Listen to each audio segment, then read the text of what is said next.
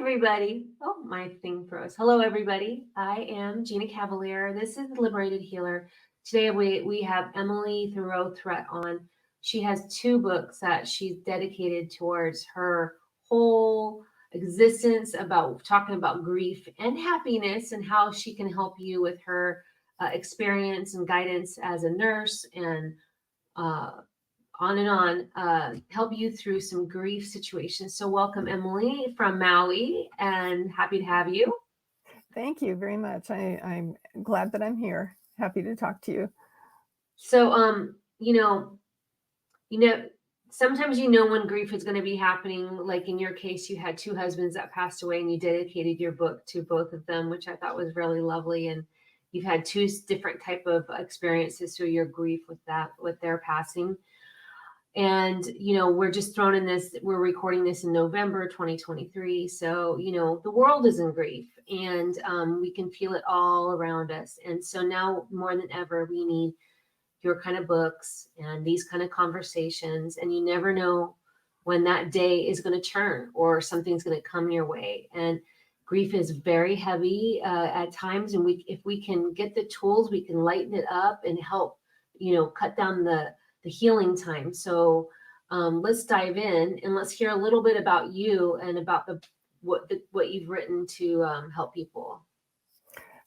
Thank you. I'm always happy to talk about it because things have turned out so well for me, which it was kind of a surprise because after I had two husbands die, I thought, I guess the happiness is over for me in my life, and it's the exact opposite. I really am happier now than I ever have been, which surprised me, and I'm grateful for it. Very grateful.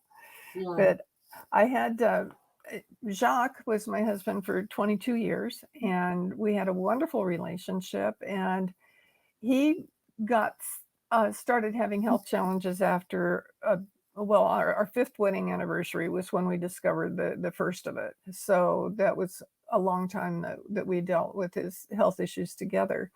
And then mostly in his last 2 years, I was with him all the time with everything that was going on.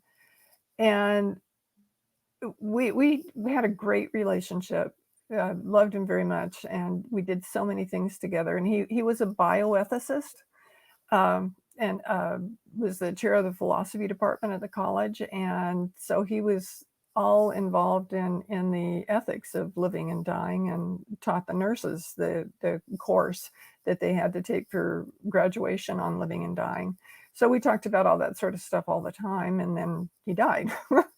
But he was a lot older than I was, and I thought, that was such a good relationship, good marriage, that I wasn't interested in getting married again. I wanted to figure out what I was supposed to do with the rest of my life. And I got offered a job to go back to what I had been doing with teaching writing at the university. And so I did that, and that wasn't what I'd planned to do either, but it was there and it was good for me at the time. And then I met Ron. And so we were together 4 years before we got married, and then we were married for 6 before he transitioned. And I was with him for the last 2 years, and ironically, both husbands died of the same thing. Yeah. And Wow. Journey. yeah, I had no idea. Ron wasn't sick when we got together. I had no idea that was going to happen with him too.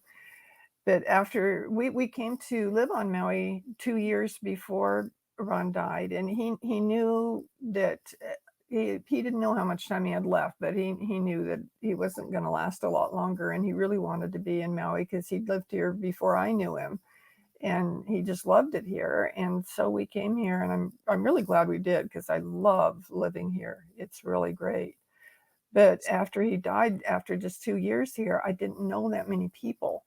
And I wasn't sure what I was going to do because my time had been spent with taking care of him. And I was just kind of at a loss. So because I'm a writer, I had taught writing at the university for many years before and after Jacques died. And I had written college textbooks, and I loved to write, and I loved to teach writing. And I thought, I'm just going to start writing about what's going on with me right now to help me figure it out, because otherwise the ideas were just kind of bouncing around in my head. So, excuse me. As I started writing, the more I wrote, I wasn't writing my books or anything at that time. I was just writing to explore what was going on. I'm so sorry. I don't know what happened just now. I'm trying to talk. But the more I wrote, the more things I found that I thought, I could teach other people how to write this way, and they could explore their grief that way and see if it could help them too. So I did. I started doing that, and it was really great. I just put an ad on Meetup because I didn't know anybody on Maui who was dealing with somebody dying, except for the people who knew my husband who died. So I was surprised at how many people came to my house. I just invited them to my house, and we formed a real good group of people that we all had something in common, and we could support each other with what we were doing. And we would write first and then talk about it afterwards every time. And it was really, really great.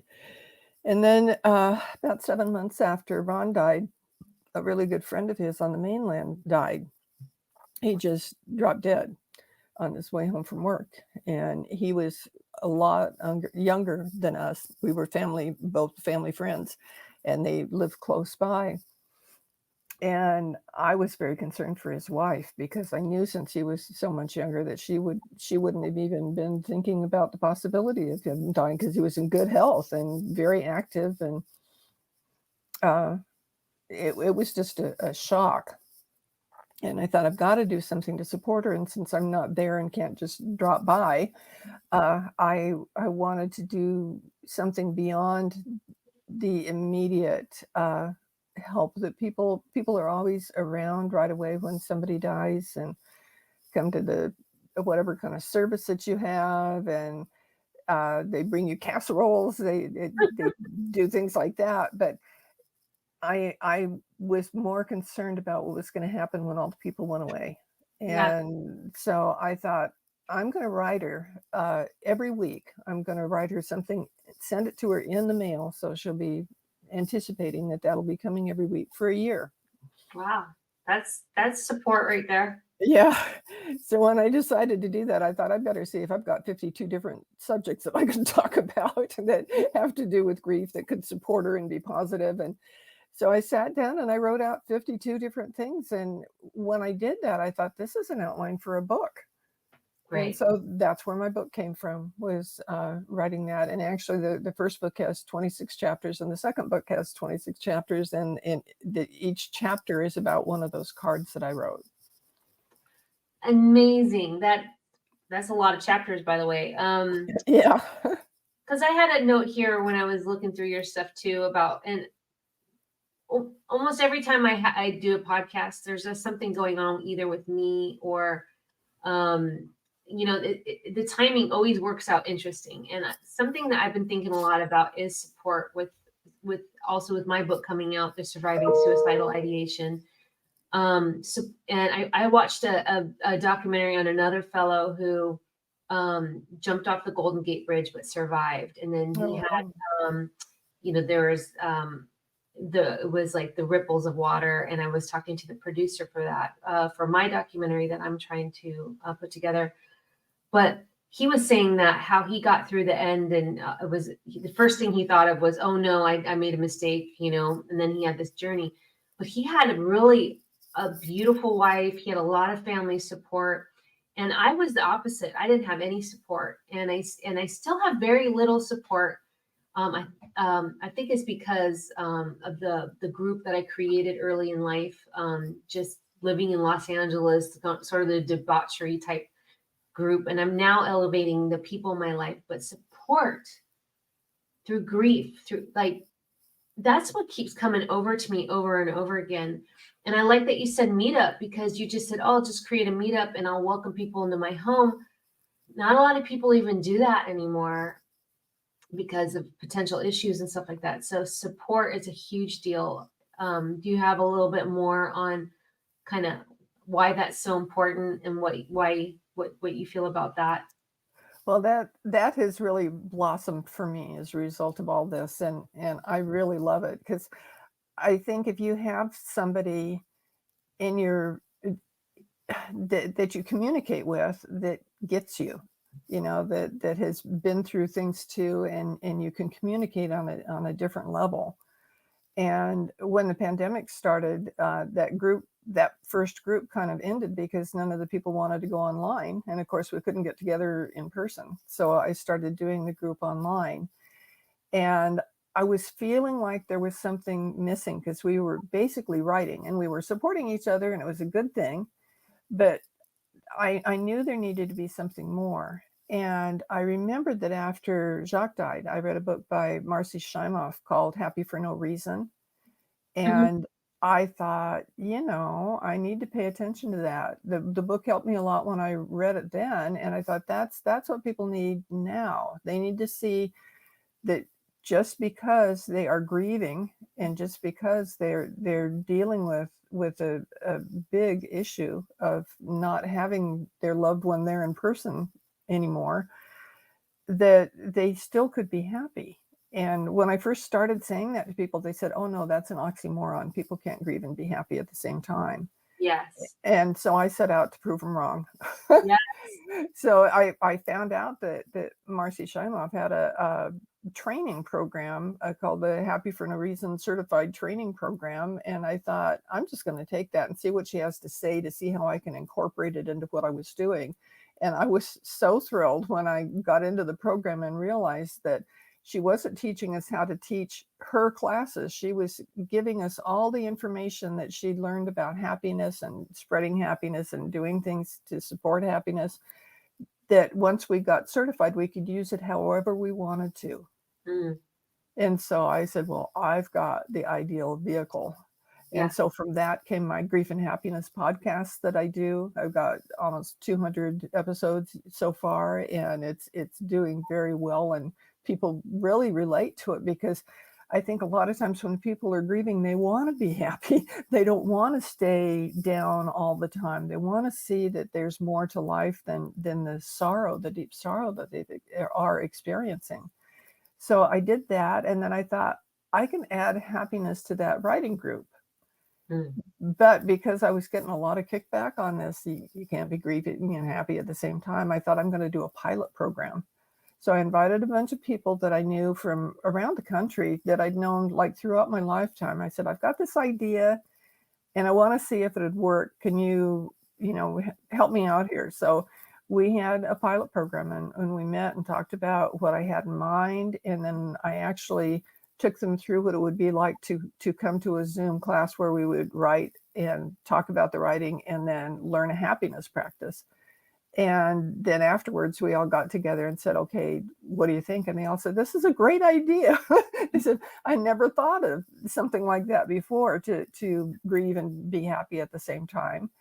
And I said, well, I've really come to love the idea too, but my concern about it is that I don't want people to have to pay for help with this.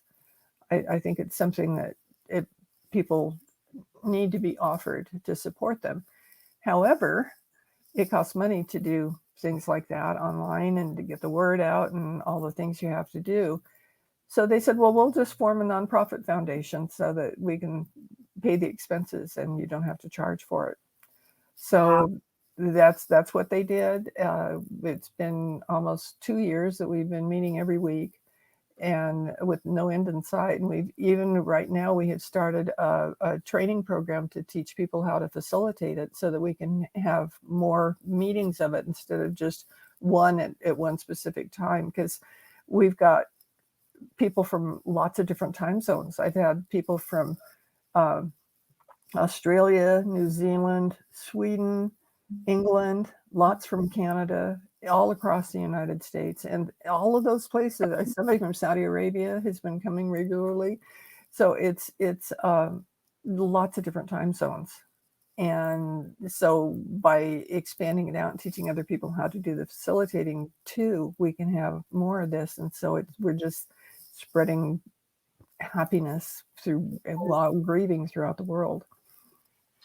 And so you primarily focus mostly on people passing type of grieving, or what is there different? It's I always say grief and loss, Okay. because there's tons of different things you can grieve for, and lots of it is loss as opposed to grief.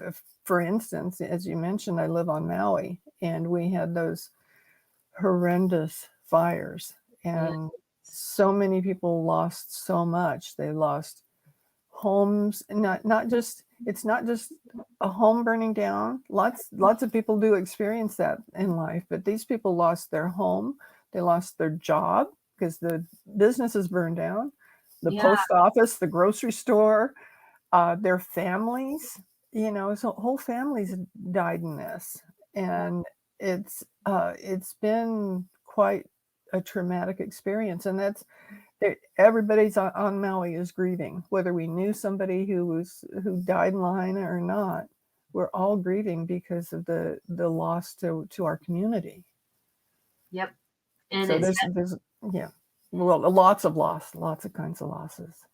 and I know you're familiar with Elizabeth Kubler-Ross and Oh her yeah. different stages, and I had another amazing woman on, Susan Anderson, and I had her on because I went through a really bad breakup last year, but it wasn't just the breakup of the person. There was a lot of nefarious, like dark, mean things that were being done to me for what I couldn't understand. And so that brought in just for example, like the person threw away all my photo albums and all my pictures of my family. Oh my gosh. I don't even know why. Like, I don't even know why somebody would do. There wasn't even like a horrible thing that happened. So, and I have people that have passed that I miss, you know what I mean? Those are the only pictures of them. So, I was having to re-grieve, lots anger and things like that. But what I liked about Susan Anderson as well, and these kind of books that you're creating, is you can go to at that moment where the anxiety starts to roll up. You can either put on the audio book, or and the way that Susan breaks it out, she does break it out into stages, but she's very clear, a little bit different than Elizabeth Kubler-Ross, where you go back and forth to stages all the time. Like you can go from 5 to 1 in a day, or so.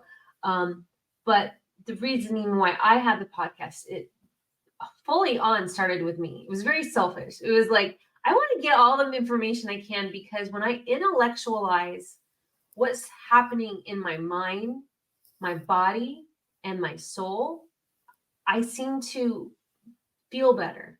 It's the knowledge that helps me, for some reason, just, it connects me, makes me feel more connected, and that I have access to things. That's the reason why we talk and we share, and we want to share with other people. But do you have any, have you had any experience through different phases, with like withdrawal or, anything like that, or stages? Yeah, there are. I know when Elizabeth Kubler-Ross was doing her writing and talking to everybody, thought, oh, this is a new thing. Somebody finally put this all together. Well, everything existed. She was describing kind of what was already there.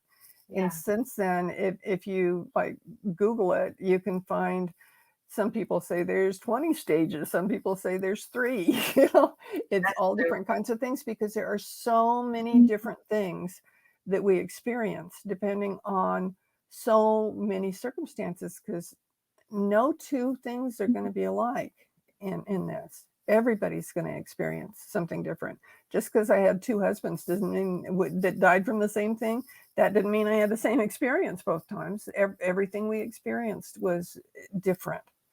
Yes. And when you recognize that, when something happens, let's say you're grieving and something comes up for you, and you're going, oh my gosh, nobody else has ever felt that way. You go, hey, this is just grief, you know. This Yeah. is just part of the process, and each one of the things comes up. If you deal with it, then that can help you move forward, not get over it. I don't believe people get over grief. Mm, Uh, that's you yeah, I think that's really important, because when people look for a cure for it, that doesn't exist. But grief changes as time goes on. yeah. So when you realize it's something you can deal with and you can treat it differently, like early in grief, you might just feel like your heart is literally going to break open. Yes. Yeah, in some situations, something will come up and you go, oh my gosh, and you can even have chest pains and things, that it really feels like that's happening. Yet, as you find that you deal with things and you get things in perspective, you'll be at the point where you can put your hand on your heart and think, my loved one's in my heart for the rest of my life. Yes.